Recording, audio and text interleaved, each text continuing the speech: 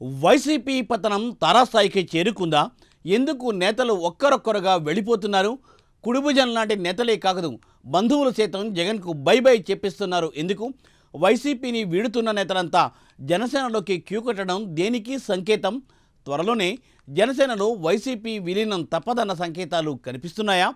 అంతలా నేతలు జనసేన తలుపు తడుతున్నారా?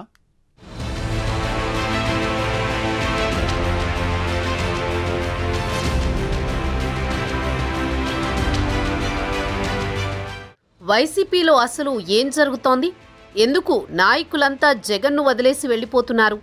ఆఖరికి బంధువు ఆత్మీయుడు వైఎస్ఆర్ కుటుంబంతో దాదాపు 2.5 దశాబ్దాలుగా ప్రయాణం చేస్తున్న బాలినేని శ్రీనివాసరెడ్డి లాంటి వాళ్లు సైతం మాకొద్దు జగన్ అని ఎందుకు అంటున్నారు?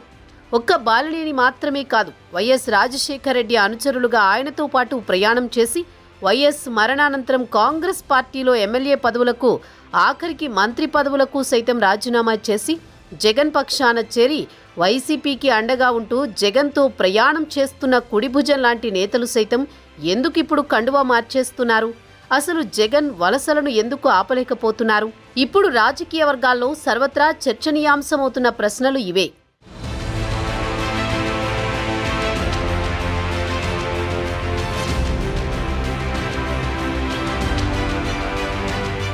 రెండు 2019 ఎన్నికల్లో 151 సీట్లు గెలుచుకుని అప్పటికి చరిత్రలో కనీవిని ఎరుగని విజయాన్ని నమోదు చేసుకున్న వైసీపీ ఒక్కసారిగా 5 ఏళ్లు తిరిగేసరికి ఢమాలని కుప్పకూలిపోయింది. ఆఖరికి జనసేన గెలుచుకున్న సీట్లలో సగం కూడా గెలుచుకోలేకపోయింది. పవన్ కళ్యాణ్ను అసెంబ్లీ గేటు కూడా తాకనివ్వమంటూ శబదాలు చేసిన వైసీపీ జనసేనలో కనీసం సగం స్థానాలు కూడా గెలుచుకోలేకపోవడం దేశవ్యాప్తంగా చర్చనీయాంశమైంది. అయితే అధికారం పోయినా జగన్ తీరులో మార్పు రాలేదు. ఆయన వైఖరి మారలేదు. కనీసం అపాయింట్మెంట్ కూడా ఇవ్వడం లేదు. నేతలను కలవడం లేదు. ఇలాంటి కారణాలతో సీనియర్లు సైతం వైసీపీని వీడుతున్నట్టుగా రాజకీయ వర్గాల్లో ప్రచారం జరుగుతోంది. రాజీనామా చేశాక బాలినేని కొన్ని కీలక వ్యాఖ్యలు చేశారు. అదేంటంటే జగన్ చుట్టూ ఒక కోటరీ ఉందని, ఆ కోటరీ వలనే ఎన్నికల్లో ఘోరంగా ఓడిపోయారని, అయినప్పటికీ అదే కోటరీని మెయింటైన్ చేస్తున్నారంటూ బాలినేని కాస్త ఘాటుగానే రియాక్ట్ అయ్యారు. బంధువు అత్యంత దగ్గరైన వాడు బాలినేని లాంటి నాయకులను సైతం జగన్ చుట్టూ ఉండే కోటరీ దగ్గరకు రానివ్వడం లేదు అంటే ఇక మిగతా నాయకులు సామాన్య లీడర్ల పరిస్థితి ఎలా ఉంటుందో ఊహించుకోవచ్చు. ఇప్పుడు ఓపెన్ గా చెప్తున్నా, నాకు ఇప్పుడే చెప్తున్నా, రాజశేఖర రెడ్డి గారు రాజకీయ భిక్ష పెట్టాడు, ఆయన కుటుంబం కదా అని చెప్పి భరాయించాను. కొన్ని రోజులు ఏడ్చుకునే రోజులు ఉన్నాయి. నా కళ్ళ నీళ్లు కూడా ఇనిగిపోయినాయి. అదే పరిస్థితి అది. అయినా కూడా రాజశేఖర్ గారు గుర్తుకొచ్చేవాళ్ళు, మా ఫ్యామిలీకి అట్లా గుర్తుకొచ్చేది. కానీ ఈరోజు ఎన్ని రకాలుగా ఇంకా ఆయన మారలా. కోటరీ ఆ కోటరీతోనే నడుస్తూ ఉంది. మళ్ళీ అదే కోటరీ నడుపుతా ఉన్నాడు. ఎక్కడ కూడా అందరూ చూస్తూనే ఉన్నారు. మరి ఏం మార్చలేదు. అదే సిస్టమ్, అదే కథ.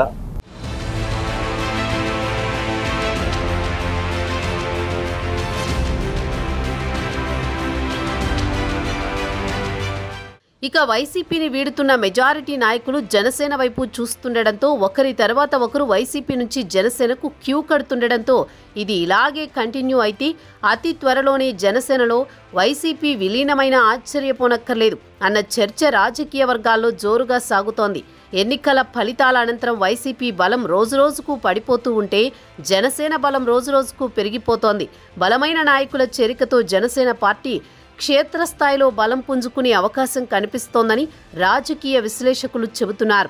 ఇది ఇలాగే కంటిన్యూ అయితే భవిష్యత్తులో జనసేనకు అసెంబ్లీలో భారీగా ప్రాతినిధ్యం పెరగడం గ్యారంటీ అంటున్నారు.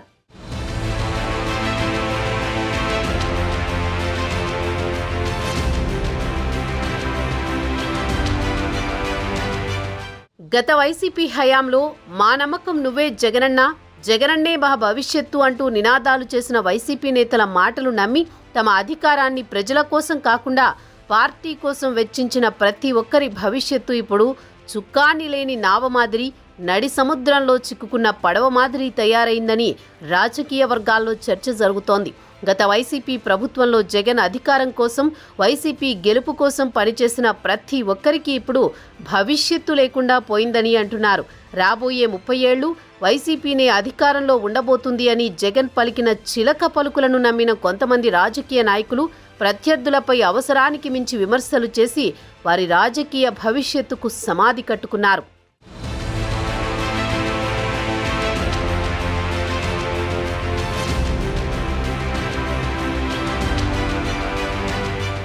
మిత్రపక్షమే అయినా ప్రస్తుతం ఏపీలో టీడీపీ తర్వాత బలమైన పార్టీగా జనసేన ఉంది. వైసీపీ ఓడిపోయినా కనీసం ప్రతిపక్షంలో కూడా నిలబడలేకపోయింది. అయితే ఇప్పటి వరకు జనసేనలో బలమైన నాయకులు ఉన్నా పెద్ద సంఖ్యలో అయితే లేరు. పవన్ తర్వాత ఒకరిద్దరు నేతలు తప్ప రాష్ట్ర వ్యాప్తంగా గుర్తింపు ఉన్న నాయకులు జనసేనలో తక్కువ మంది ఉంటారు. అయితే పవన్ ఇప్పటి వరకు చేరికలకు గ్రీన్ సిగ్నల్ ఇవ్వలేదు. కానీ ఇప్పుడు జనసేన వెయిట్ పెరుగుతోంది. అసలే దేశంలో ఎవరికీ సాధ్యపడని 100% స్ట్రైక్ రేట్ సాధించిన జనసేనకు ఇప్పుడు బలమైన నేతల చేరికలతో క్షేత్రస్థాయిలో బలం పెంచుకునే అవకాశం ఉందని అంటున్నారు.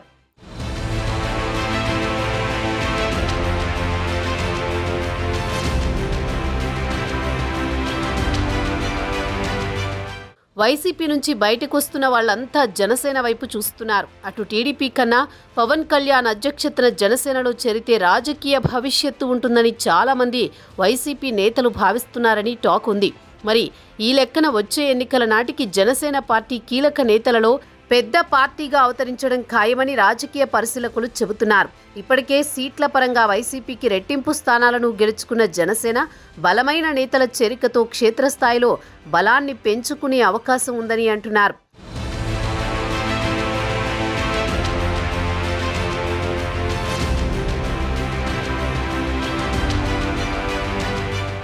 తాజా రాజకీయ పరిణామాలతో వైసీపీలో కలవరం ప్రారంభమైంది. ఒకవైపు పార్టీ సీనియర్లు షాక్ ఇస్తున్నారు. ఒకరి తర్వాత ఒకరు పార్టీని వీడుతున్నారు. జగన్ సన్నిహిత నేతలు సైతం గుడ్ బై చెబుతున్నారు. వైఎస్ఆర్ కుటుంబ విధేయులు సైతం ముఖం చాటేస్తున్నారు. ఇంకోవైపు కూటమి ప్రభుత్వం నుంచి ఆరోపణలు, కేసులతో మరికొందరు ఉక్కిరిబిక్కిరి అవుతున్నారు.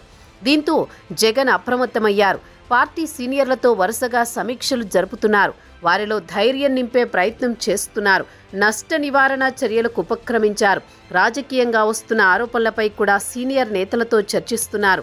వాటిపై ఎలా ముందుకు వెళ్లాలో కూడా ఆలోచన చేస్తున్నారు. పార్టీ ఆవిర్భావం నుంచి ఇంతటి క్లిష్ట పరిస్థితిని ఎన్నడూ ఎదుర్కోలేదు జగన్.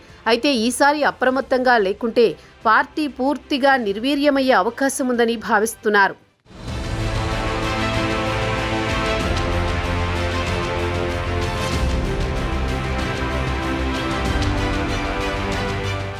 పవన్ను అసెంబ్లీ గేటు కూడా తాకనివ్వం అని విర్రవీగారు. ఒకప్పుడు చులకనగా మాట్లాడారు, నిందలు వేశారు, విమర్శలు చేశారు. అయితే కాలం ఎప్పుడూ ఒకేలా ఉండదు కదా. ఎవరినైతే వైసీపీ అవహేళన చేసిందో ఇప్పుడు ఆ నాయకుడి చేతకే వైసీపీ నేతలు క్యూ కడుతున్న పరిస్థితులు. అయితే వైసీపీ నుండి వచ్చే అందరికీ కూటమి పార్టీల్లో అవకాశం దక్కడం లేదా? ఆ అవకాశం కొందరికి మాత్రమే పరిమితమా? ఎవరు ఆ కొందరు? నిజానికి పవన్ గేట్లు ఎత్తితే వైసీపీ ఎప్పుడో ఖాళీ అయ్యుండేదన్న వాదన చాలా కాలం నుండి వింటూనే ఉన్నాం. కానీ వచ్చే నాయకుల పూర్వాపరాలను క్షుణ్ణంగా పరిశీలించాకే పవన్ చేర్చుకుంటున్న పరిస్థితులు ఉన్నాయి. పార్టీలోకి వస్తామని ఎంతగా వేడుకుంటున్నా సరే నడవడిక బాగున్న నేతలకు మాత్రమే జనసేనలో ఎంట్రీ ఇస్తున్నారు. సామాన్యులను సైతం ఎమ్మెల్యేలుగా గెలిపించి హీరోలను చేశారు పవన్ కళ్యాణ్.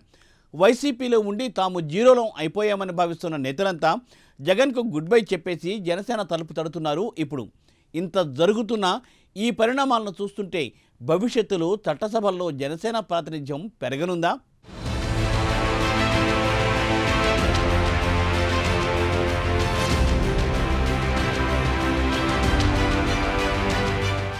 వైసీపీకి దెబ్బ మీద దెబ్బ తగిలే సూచనలే ఎక్కువగా కనిపిస్తున్నాయి.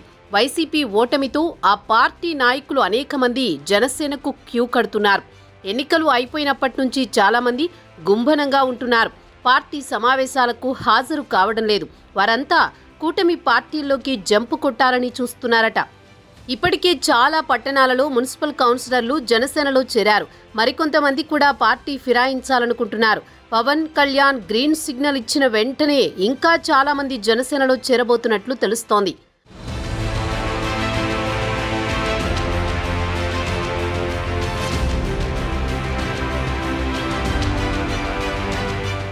వైసీపీ ఘోరంగా ఓడిపోవడం, జగన్ తీరు మారకపోవడం, భవిష్యత్తులో మళ్లీ వైసీపీ పుంజుకుంటుందో లేదో అన్న నమ్మకం లేకపోవడం, జగన్ తీరు అలాగే కంటిన్యూ అయితే ఇక వైసీపీ కనుమరుగవడం ఖాయమని, అదేవిధంగా జగన్పై వేలాడుతున్న అనేక కేసులు, ఆయన ఏ క్షణాన జైలుకు వెళతారో తెలియని పరిస్థితులు కనిపిస్తుండడం, ఇలాంటి అనేక కారణాలతో వైసీపీలోని నేతలు అంతా కూటమి పార్టీల్లోకి వెళ్లాలనుకుంటున్నట్టు ప్రచారం జరుగుతోంది. అయితే కూటమిలో తెలుగుదేశం పార్టీకి సంబంధించి రాష్ట్ర వ్యాప్తంగా ఉన్న నియోజకవర్గాలన్నింటిలో సీనియర్ నేతలు పాతుకుపోయి ఉండడంతో ఆ పార్టీలో స్పేస్ కనిపించకపోవడం, ఇక తరువాతి ఆప్షన్ జనసేనే కావడంతో వైసీపీలోని నేతలంతా జనసేనలోకి క్యూ కడుతున్నట్లు రాజకీయ వర్గాల్లో చర్చ జరుగుతోంది. అయితే పవన్ వచ్చే నాయకులను వారి పూర్వాపరాలను పరిశీలించి చేర్చుకుంటున్నారు. వస్తున్నారు కదా అని హడావుడిగా గేట్లు ఎత్తేయడం లేదు. పవన్ గేట్లు ఎత్తితే అసలు వైసీపీ జీరో అయిపోతుందన్న ప్రచారం రాజకీయ వర్గాల్లో ఉంది.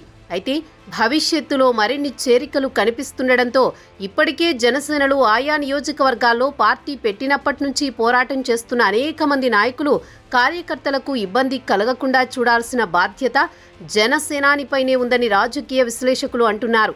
ఎందుకంటే ఒక పార్టీ నుంచి నాయకుడు ఇంకొక పార్టీలోకి వెళితే ఆ పార్టీలో ఉన్న నాయకులు ఇటు సైడు రావడం అన్నది గతంలో ఎన్నోసార్లు చూశాం. ఉదాహరణకు గన్నవరం నియోజకవర్గం తీసుకుంటే గతంలో వల్లభనేని వంశీ టీడీపీలో, యార్లగడ్డ వైసీపీలోనూ ఉండేవారు. అయితే వంశీ వైసీపీ చెంతన చేరడంతో యార్లగడ్డ వెంకట్రావు తెలుగుదేశంలో చేరిపోయారు. ఇట్లా ఒక పార్టీలో నాయకులు ఇంకో పార్టీలోకి వస్తే ఈ పార్టీలో నుంచి అటువైపు కూడా వలసలు ఉండడం అన్నది సర్వసాధారణంగా మనం ఎప్పటినుంచో చూస్తున్న అంశం. అయితే ఇప్పుడు వైసీపీ నుంచి చేరికలు కొనసాగుతూ ఉండడంతో ఇప్పటికే జనసేనలో ఉన్న నాయకులు గాని, కార్యకర్తలు గాని ఇబ్బందులు పడకుండా ఉండేలా చూడాల్సిన బాధ్యత అధ్యక్షుడిపైనే ఉంటుందని రాజకీయ విశ్లేషకులు అంటున్నారు.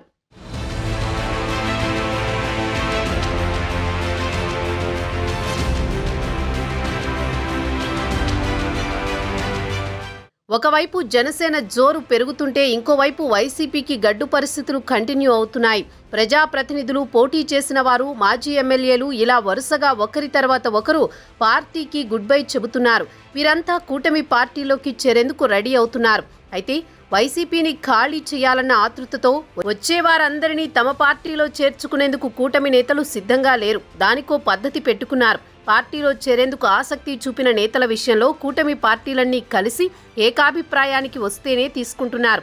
అందుకోసం కూటమిలోని 3 పార్టీల్లో 5 కీలక నేతలతో కమిటీని నియమించుకున్నట్టుగా తెలుస్తోంది. అధికారంలో ఉన్న పార్టీలోకి నేతల వలస ఉంటుంది. రాజకీయాల్లో అది సహజమే. తమ పార్టీకి బలమవుతారని కాకపోయినా ఇతర పార్టీలు బలహీనమవుతాయన్న కారణంతో అయినా నేతల్ని ప్రోత్సహిస్తూ ఉంటారు. ఇప్పుడు కూటమిలో అలాంటి చేరికల హడావుడి కనిపిస్తోంది. వైసీపీలోని అత్యంత కీలకమైన నేతలు కూటమి పార్టీలను సంప్రదిస్తున్నారు. పార్టీ కార్యక్రమాల్లో పాల్గొనడం లేదు. చాలా మంది సైలెంట్ అయిపోయారు. చాలా మంది దరఖాస్తులు కూటమి పార్టీల వద్ద ఉన్నాయని అంటున్నారు.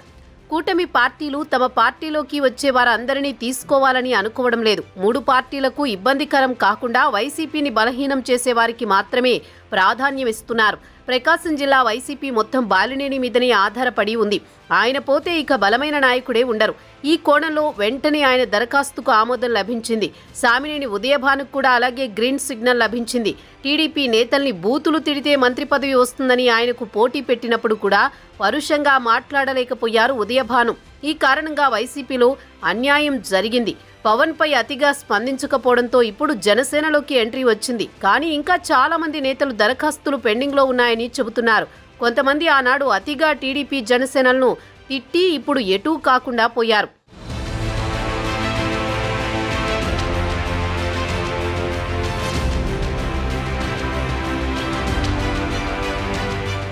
చేరికలకు వచ్చేవారిలో కేసుల నుంచి బయటపడడానికి కొందరు, ఆర్థిక ప్రయోజనాలు నెరవేర్చుకోవడానికి కొందరు, అలాగే కోవర్టులుగా కూడా కొందరు వచ్చే అవకాశం ఉంది. అందుకే 3 పార్టీల్లోని 5 నేతల కమిటీ అన్ని విషయాలను కూలంకుషంగా పరిశీలించిన తర్వాతనే నేతల చేరికలకు గ్రీన్ సిగ్నల్ ఇస్తున్నారు. మొత్తానికి చేరికల విషయంలోనూ 3 పార్టీల అంగీకారం మేరకే ముందుకెళుతున్నారు.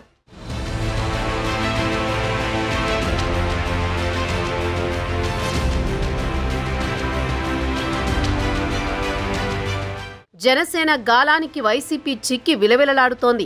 దసరాలోపు భారీ ఎత్తున జనసేన పార్టీలోకి వైసీపీ నాయకులు చేరనున్నారని సమాచారం. రాష్ట్రంలోని అన్ని ప్రాంతాల నుంచి చేరికలు ఉండనున్నాయని తెలుస్తోంది. రాజకీయాలలో 100% స్ట్రైక్ రేట్ సాధించడం సులువైన విషయం కాదనే సంగతి తెలిసిందే. అయితే జనసేన మాత్రం ఎంతో కష్టపడి పోటీ చేసిన అన్ని స్థానాల్లో విజయం సాధించింది. అయితే ఏపీలో రోజురోజుకు జనసేన బలపడుతుండగా ఈ పార్టీ విషయంలో యువత సైతం ప్రత్యేక ఆసక్తి చూపిస్తున్నారు. జనసేన పార్టీలో సభ్యత్వాన్ని తీసుకునే వాళ్ల సంఖ్య సైతం అంతకంతకు పెరుగుతున్న సంగతి తెలిసిందే. 2029 ఎన్నికల్లో కూడా టీడీపీ జనసేన స్నేహం కొనసాగే అవకాశం ఉంటే జనసేనకు పెరుగుతున్న బలం దృష్ట్యా ఈసారి ఎక్కువ స్థానాల్లో పోటీ చేసే ఛాన్స్ ఉందని రాజకీయ పరిశీలకులు అంటున్నారు. జనసేన పార్టీ రాష్ట్రంలో అంతకంతకు పుంజుకుంటూ ఉండడంతో జన సైనికుల సంతోషానికి అవధులు లేకుండా పోయాయి.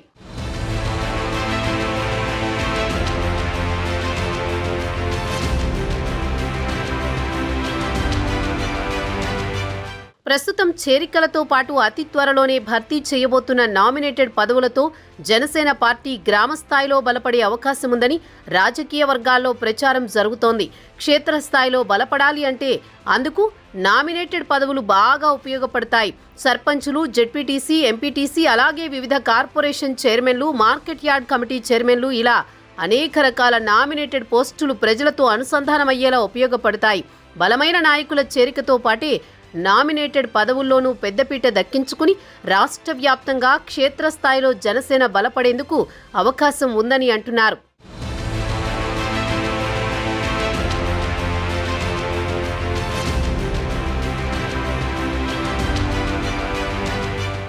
ప్రస్తుతం ఏపీలో జనసేన, తెలుగుదేశం, బీజేపీలు ఐక్యమత్యంతో కూటమి ప్రభుత్వాన్ని నడిపిస్తున్నాయి. ఏ నిర్ణయం తీసుకున్నా 3 పార్టీలు కలిసే తీసుకుంటున్నాయి. ఏ చిన్న డిస్టర్బెన్స్ కు అవకాశం ఇవ్వకుండా అందరూ సమన్వయంతో కలిసి పనిచేస్తున్నారు. ఇంకోవైపు జగన్ మాత్రం అధికారంలో ఉన్నట్లుగా ఫీల్ అవుతున్నారని, గతంలో మాదిరిగానే ఆయన మాట తీరు గాని, ప్రవర్తన గాని ఉందని ఏమాత్రం మార్చుకున్న దాఖలా కనిపించడం లేదంటూ రాజకీయ వర్గాల్లో చర్చ జరుగుతోంది. ఇప్పటికే తల్లి, చెల్లి దూరమయ్యారని, ఇలాగే కంటిన్యూ అయితే పార్టీలో తాను ఒక్కడే మిగిలిపోవడం ఖాయమని పొలిటికల్ సర్కిల్స్లో వినిపిస్తున్న టాక్. మరి ఇటువంటి క్లిష్ట పరిస్థితులను జగన్ ఎదుర్కోగలరా? పార్టీని బ్రతికించుకోగలరా? అసలు వైసీపీ ఫ్యూచర్ ఏమవుతుందన్నది అన్న ప్రశ్నలకు కాలమే సమాధానం చెప్పాలి.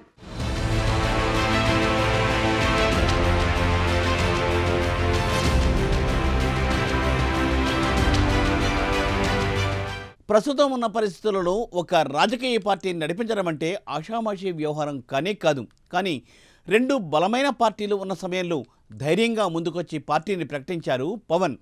అందరి అంచనాలను తలకిందులు చేస్తూ పార్టీని నిలబెట్టుకున్నారు. దశాబ్ద కాలం నుండి ఇంతింతై ఒటడింతై అన్నట్లుగా జనసేన కొనసాగుతోంది. మరి చేరికలతో బలపడుతున్న జనసేన ఫ్యూచర్ ఏం మలుపులు తిరుగుతుందో వేచి చూడాల్సిందే.